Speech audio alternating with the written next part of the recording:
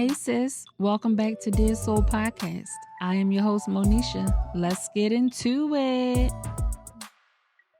So we're back with another episode, and today I have with me my good friend Brittany Lamma.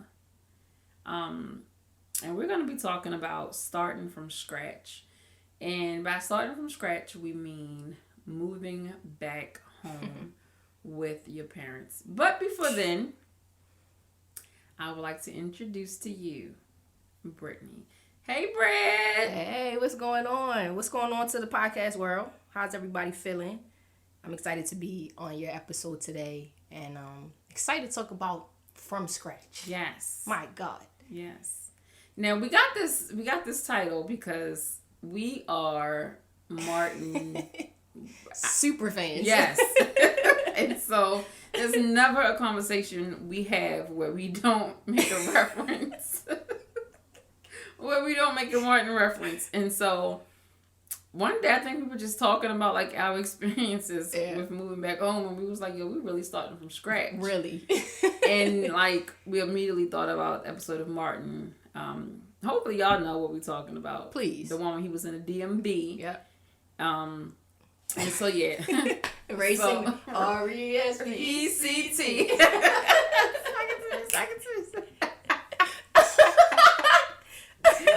You should have studied. I did study.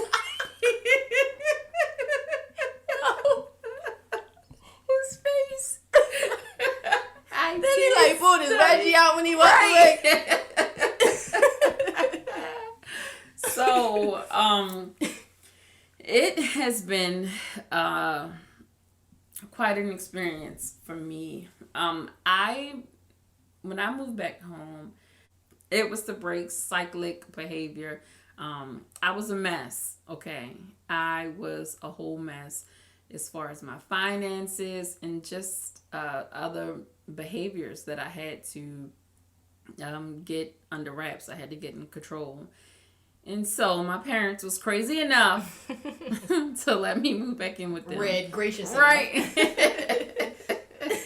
And shoot, I was crazy enough to go back. Right. Okay. It's like, I love y'all. But it has been over. I will say, and I'll probably say this again towards the end of the episode after we talk about everything, but I am truly, truly, truly grateful for them allowing me to come back. Not only myself, but with my daughter, and literally allow me to start from scratch. It has been great, and so yeah, Britt, tell us about your experience moving back home. So yeah, same deal. Like I'm literally, and this is why we came up with the topic. It's literally starting from scratch. I had moved out of my mom's house in 2013, right? I'm not going to get all into my age and everything. But I moved out and I purchased a home. It's very celebrated time in my life. And then, true story, okay? One day, and this is why you need to lean on the Lord's leading when he send angels your way, okay? One day I'm walking out of the house, getting ready to go to work, and it had been like a really bad snowstorm. And my neighbor said to me, hey, you want to walk down my steps? Because I shoveled them. And I said, no, it's fine. My steps had the snow, and I thought I could just go through the snow. But what I didn't know was there was this really thin layer of ice underneath of the snow on each step. And so I'm like, no, I'm cool, thank you. Our houses were like, we were connected just with a little pathway, and so you could decide which path you want to go down. I'm sure that's prophetic in some way. You could decide which path you wanted to go down, and I was like, in all my pride, I'm gonna go down my own steps, unshoveled at that. So I with my lunch in hand, which is very important in this story, which happened to be a BLT that I had from the night before, and my juice and my work bag. I walked down my steps and I took a fall. Okay, I slipped down my steps. Ended up spraining my lumbar muscle. Oh, I mean, it was really bad. Dang. And at the time, I didn't know that it had got that bad. But when I landed at the bottom of my steps, my BLT went into the snow. Dang. Like somehow I managed to keep control of my glass of juice. I don't know. I was devastated by this happening. I really wanted to eat that BLT, and even now to this day, I still feel a little something about it, but it's a part of the story. So anyway, I'm going to work, and I end up starting to have pain the next day. And so as you all probably can imagine, I ended up having to see a specialist and all that. So I had sprained my lumbar muscle, and long recovery story short, I ended up having to go on short-term disability for my job that I had just got a promotion on. So this happened in January of that year. I had just got a promotion. I had my home, I had my car, everything. I thought I was in a good place, right? And then I fall, and that set me back. Anybody that has ever been on short-term disability, no, you don't get your full pay, okay? Because you is full-time at home, not doing nothing, all right? So that put a damper on my finances, and that just set me back, even physically. Not being able to walk unassisted, was in physical therapy, and all of these things just set off this trajectory of me falling behind. And so fast forward to about 1.5 years after I had fallen, I had to sell my home because financially I just couldn't afford it anymore. I hadn't paid the mortgage in quite a while because of the short-term disability money, other bills. My house started literally falling apart. Yeah. Okay, the water, sewer issues, it was a mess. And so I actually, true story, I stayed in my house without running water because I didn't want to go back home. I was like, but I'll find a way though. Right. Like I'll go wash up at somebody else's house. For like a month or so, there was an issue with the water, and I really did everything I could to not have to go back home. But eventually I had to, and by eventually I mean just a month or two later. I don't want y'all out there thinking I just was out here scruffing it for a whole year, like no running water. Is that even legal? So, long story short, having to sell my home put me back in my mom's house, but that was very short-lived. At the time, my brother was still at home, and it just was like you coming from being completely independent, going back to somebody else's rules. My mom was gracious enough to let me stay, the same deal, but she had rules at her home, and I just felt like as an adult I didn't have to abide by all those rules, and they weren't ridiculous. They just were rules that I wasn't used to having because I was independent, and so bounced around to some friends' houses. I tried to live with my grandparents for a while. That didn't work out either. And so ultimately, the Lord blessed. I was able to stay with a friend for some time. And then I was ready to move out again. Right? So I'm ready to get me an apartment. I'm ready to do my thing. I'm in a new job field and everything, doing my thing. And very clearly, the Lord said to me, do not move. And I was just like, what do you mean? Like, did you hear the conversation I just had with the police office? Like, we good to go. Like, money paid. Like, let's do this. And God was just like, do not. And so I ended up staying with my mom in the interim while I tried to figure out what the Lord was saying when he said don't move. And subsequently, in that process, my grandmother ended up passing away. And that is when I got the reality of, okay, this is where I was supposed to be. And so whereas you had already realized this is the behavior I need to address, and this is why I need to move back, God forced me back and then revealed to me the things that I needed to get in order. And so when you back home, you got to deal with it. And so that's where we ended up. I think God's timing is just always so perfect. Like, yes. Because I even think about how the year before I moved in, I was asking my parents, like, can I move back? And they were like, no. It was like a quick no. Right. And then I would, keep asking, and they would just ignore me pretty much. And so then the following year for me to ask, and it was like, okay, we'll pray about it. Okay, you can. It was just like perfect timing when I think about even my now, you know what I mean? And how everything lines up and how everything's working out. And then even for you, it was like, okay, you went through all of these different, your friend house and blah, blah, blah. And it was like, nope, this is the time. Go back now. Nope, don't move. Right. So what does it mean for you to live back home? Like, how does it affect you? How has it affected you financially? Like, how has it been? Have you noticed, like, okay, different your spending habits? Like, has it illuminated your spending habits or things of that nature? How has your behavior financially been affected since moving back home? Well, initially, I was just still acting like, like this is where I lay my head, right? So I was still kind of just living how I wanted to live. Yeah. I still had my own expenses, but then I very humbly realized that, okay, these are expenses that go along with living in a house, period. It just so happens to be on my mother. Right. So stuff like, water and lights and heat and electricity and all of that, those things that had kind of been a non-factor for me for some time, kind of living with friends, I was back to no, but it costs to live here, And so my mom, at the very first time it was mentioned to me about paying rent, I'll be honest, I bucked up there. I said, you're my mom though. Like, shouldn't I just live here and like help? And so, financially, in the grand scheme of things, it really put it back into perspective. Like, okay, but you want to move back out eventually. So I remember saying very clearly, I even said this to my mother, okay, whatever you want me to pay, I'll pay, because I know that I'll be able to afford that much when I leave.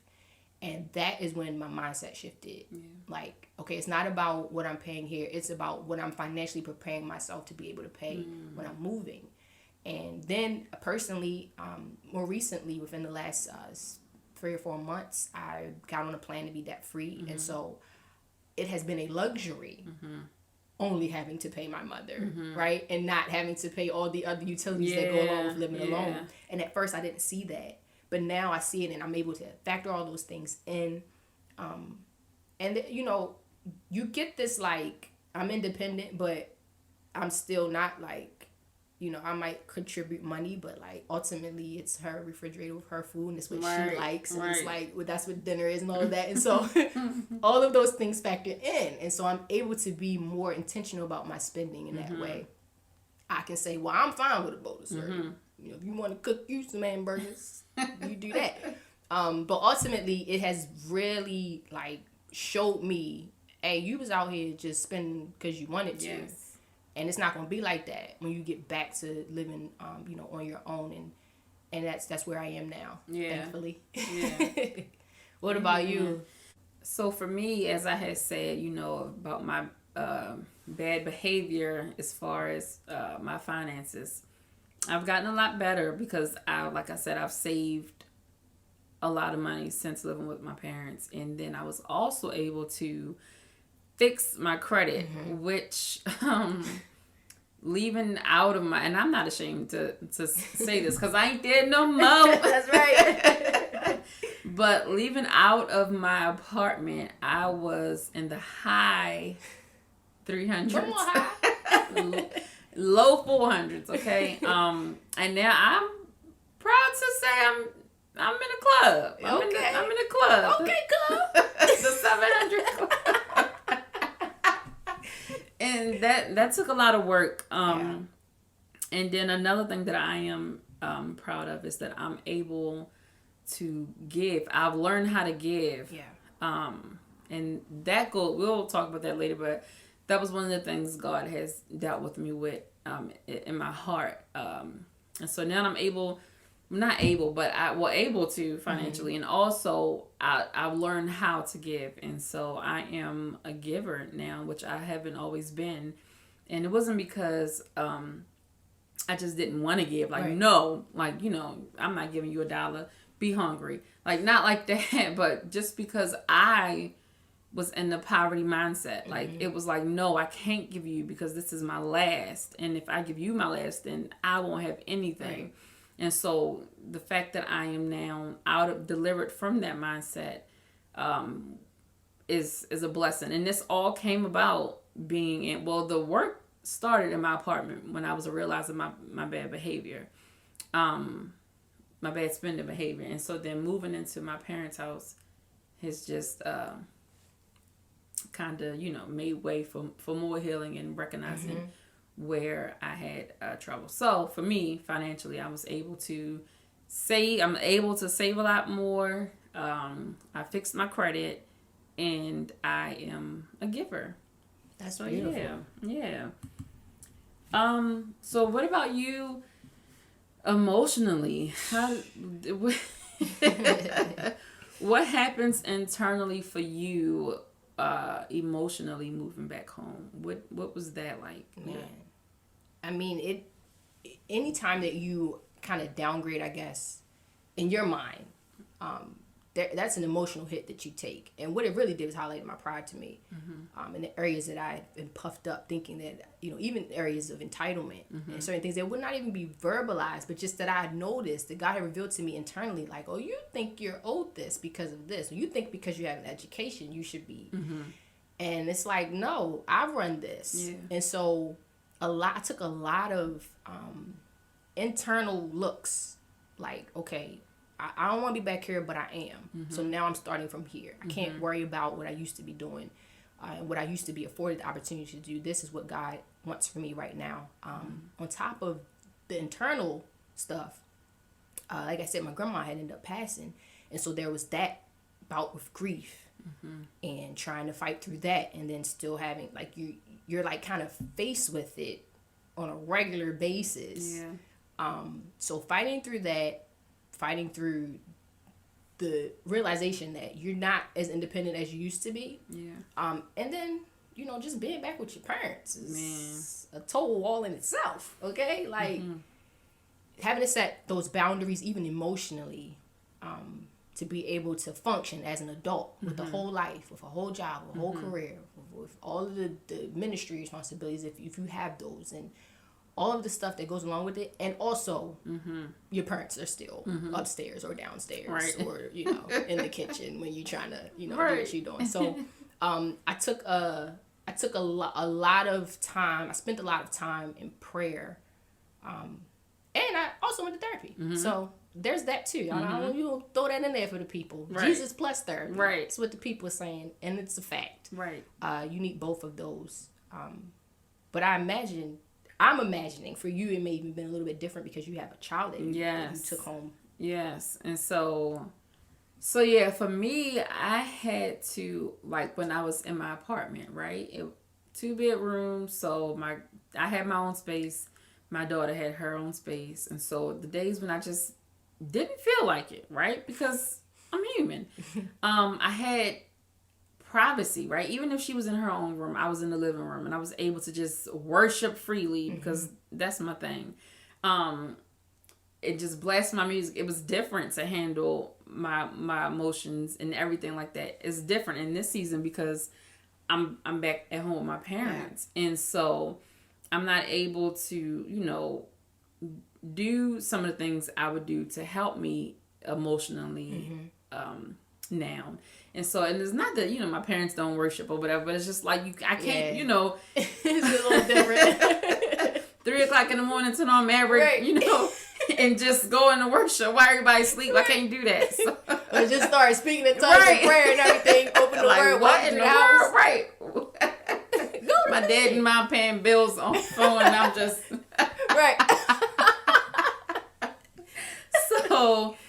For me, it's different. And also, even for my daughter, it's different for her. But one of the things I had a talk with her before we moved, because I'm considering her. And I explained to her, like, it's for this reason. And it'll be for this amount of time.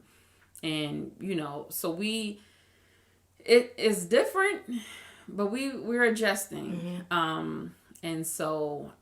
one of the things I do is go out to my car and I sit there and I, turn my music up and I will pray heaven down, okay, in my car, and worship in my car. And so my family knows, like, when Monisha's out in her car, like, that's her time with the Lord. Like, let her be. They'll peek out the window, peek out the door to, check on me, but they know, like, that is my time. And so I've learned how to make adjustments, and what it ultimately what it's teaching me is to praise God in any circumstance, like, in whether, with no limits. Like, he's not a God that's confined to, like, your own apartment and your own living room, but you can praise him in your car. You could worship him in the car. You could worship him. It's been times when I'm in the bathroom because you gotta, have that time. Or the times when my parents are, like, gone for the day or gone whenever, so it's like where one season I took for granted being able to just worship freely, however, whenever I want, pray loud, talk on the phone, like anything, right? It's like I cherish my time with God more now because it's like, oh, like, okay, cool, like everybody gone, I get to turn the music up really loud and just go in, or I get to pray really loud, and you know what I mean? Just, so for me, emotionally and spiritually, that has been great for me. What about you spiritually? You know, I was thinking about that as you were talking, because you know my mom. Anybody that knows me knows my mom, and she's a very she's an amazing woman, and she loves the Lord. And so, in the very beginning, it's almost like we were kind of not with malice, but it's almost like competing for time, because it's that same thing. Like you. Of course, you know, you worship, but it's kind of like a real personal thing. Yeah. And if I'm in my room and I have my door closed, whatever, and I'm trying to pray, maybe I'm listening to a different song than she's listening to.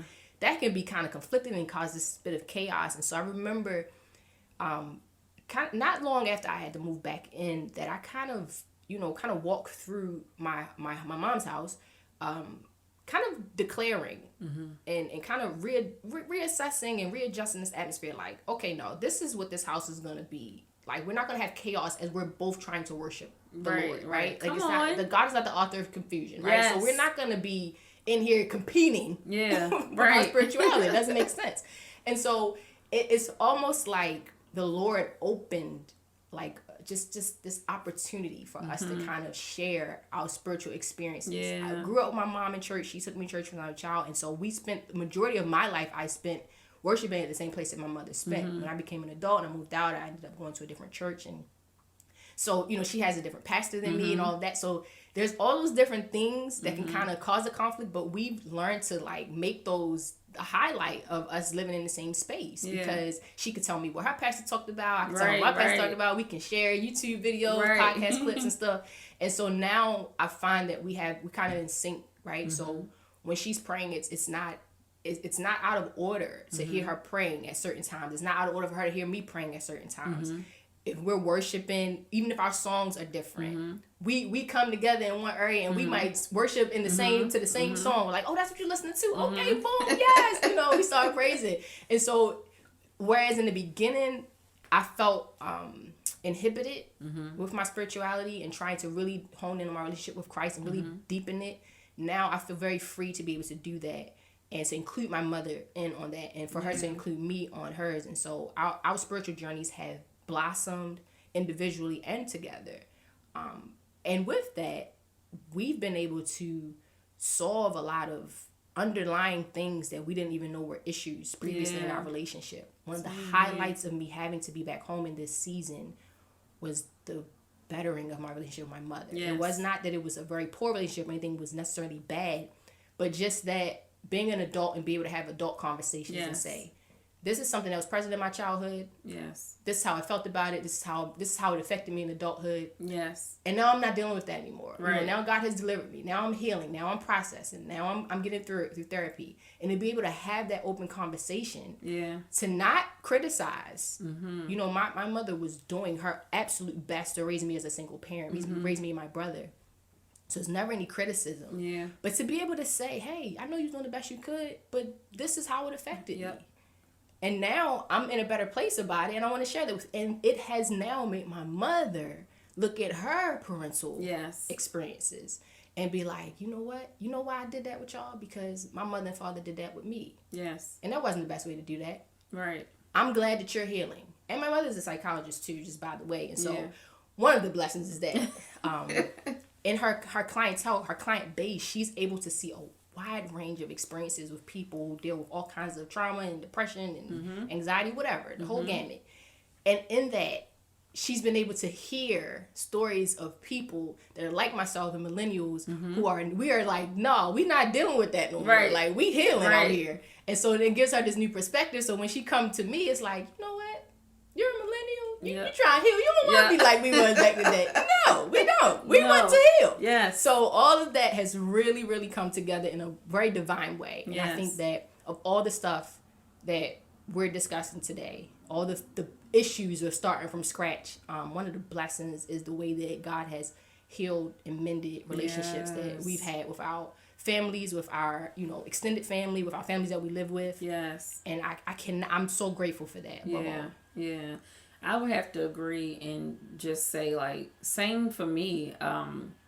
I remember when moving back in, at first we all were, working in and out, school, like we all were, we really didn't have to spend hours and days at a time.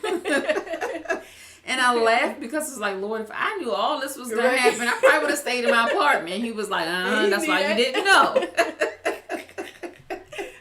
But it started from my sister passing, 2019, and then having to grieve with my parents and, my niece and nephew and my daughter. We all grieve differently. Yeah. So you have all of those variations of grief, right? Like all of those emotions. Mm-hmm. And like that was a lot. And so I was like, well, if I knew this was happening, I wouldn't even, I would have stayed in the place until. And then from that to the pandemic. Yeah. So now we're grieving 24/7. It's not funny. I'm sorry. No, I can laugh now because, I'm past that part. Yeah. But like that's real life, man. Man, like we're in the house grieving differently, right? Yeah. We got some people in the house that grieve by doing and like, all right, let's do this, let's do that, making jokes. Yeah. You got other people in the house grieving like, just leave me alone, shut my door, I don't want to talk. Right. And then you know what I mean? You got some of us grieving that want to just worship and just so you got like it's just so many different variations of it. Right. And we're all in one house 24/7. Yeah. Because of the pandemic, and so God has started dealing with me in like the end of March, like the early beginning of the pandemic, as far as like my heart and the unforgiveness I was harboring, and just me also being able to like express, to my parents like different things, like how how you and your mom, and being able to come out on the other side of that when it came to certain things, and so. And then now with, having my brother pass, it's the same thing. And so this process of moving back home has really matured me emotionally in a way that I never saw coming, right? Like I only thought I was moving out to save money, to fix my credit. And like I did that, but also like, you know what I mean? A lot of healing has taken place. For sure. A lot of loss has taken place in learning how to just live again after loss, right? Living again after these things happen, and still knowing to trust God in the process of it all, because there were plenty of times since moving back in where I could have lost faith, where I could have just given up. Like, God, you said this, but I don't see it. Right. But still being able to praise him and trust him in the process of all of this has just been it's been an amazing road. It's been amazing. And so I'm really grateful, and I'm even grateful for my daughter and like her patience with me, because it's just like, Ma, I ain't want, like, you know what I mean, like, gosh, because my daughter is very much like me when it comes to being an introvert and like needing your own space. And she like, I can't wait, and it's not that it's like it's bad or like a hellhole where where we are at my parents, but it's just when you've been 11 years, all her life, that's all she's known is me, being out on our own, and then being in your own place for 11, 12 years, and then to move back home is different. But she's been patient. And God is good, and he's really graced us for this time. And so, it's been good. It's been good overall. I'm grateful. Whereas most people go through the home buying process, having to still worry about like their current bills and things like that. My parents were gracious and loving and kind enough to allow me to come home and do this process from from their home. It's really been a blessing, and so I'm also grateful for the mending and the healing that has taken place during this time. I don't know, because I'm not out yet. I was going to say, I can do this all. I would, if I had to do it again, I'd do it over again. I don't know. I ain't out yet. Holler at me in a couple months when I'm out. But for right now, and I could say that it's been good. It's been good. And so, what about you? What are you most grateful for from all of this? To reiterate what you said, I would have to say the mending of relationships and the healing that's taking place internally and outwardly. You can see the ripple effect that it has on people when you just have enough courage to face what is troubling you. Yeah. The knowledge and the wisdom and the know-how that I have now, when I leave here now, I'm like, I should have known. I wish I'd known this when I bought the house. Okay. But it's been 2.5 years since I had to move back home and grieve and heal and process and all of that stuff and mend. And so now, thankfully, thank the Lord, I'm in a position to be able to move out. For a while, I was like, I think I had got kind of used to it. Yeah. Because financially, I had got to the place where I could go ahead and move out. Right. I wasn't really not waiting on nothing else except me, right? And just deciding where I wanted to live. And so when that was highlighted to me, I got on it, okay? All the sites. Initially, I wanted to purchase a home, but because of my career, right now in this season, it's best for me to rent. Yeah. And so I'll be moving out and relocating for a little bit. And I am very excited to take this version of Brittany. Yeah, you better come on, new version, Brittany 2.0. Yeah, man. I like that. Put that in the script. Hey, hashtag Brittany 2.0. I mean, well, not y'all don't gotta hashtag me because it's me. Never mind. But yeah, I'm so excited to take this version of myself into this whatever the next season is that God has intended for me. I'm dreaming more freely.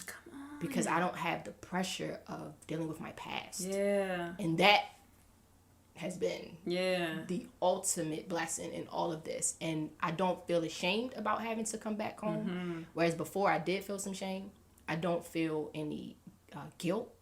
Yes. I don't feel any ill way towards this season that the Lord had me in. I don't even feel bad that it was 2.5 years. Come on. Because it flew by. Right. And in the middle of the pandemic. And it was productive. And it was productive. Come on. Okay, because things got done. Right. Yes. Got jobs on top of jobs. Productions and all of that. And so I'm really grateful for this season. And I'm excited to see what's happening next. I'm excited too. I really am. So I am. From scratch, man. Sometimes you got to do it. You got to go back. So, dear soul, you are not a failure for having to move back home. This is just a season. Praise God for the opportunity to regroup. Trust Him in this season, and the end will be good. Thank you so much for listening. This is more than a podcast. This is the beginning of building a community for millennial Christian women where we can safely unpack, confront the enemy within, tear down strongholds in our mind, and flourish through candid conversations about matters of the soul. If you've enjoyed this episode, please consider subscribing. Again, thank you so much for listening. Let's talk soon.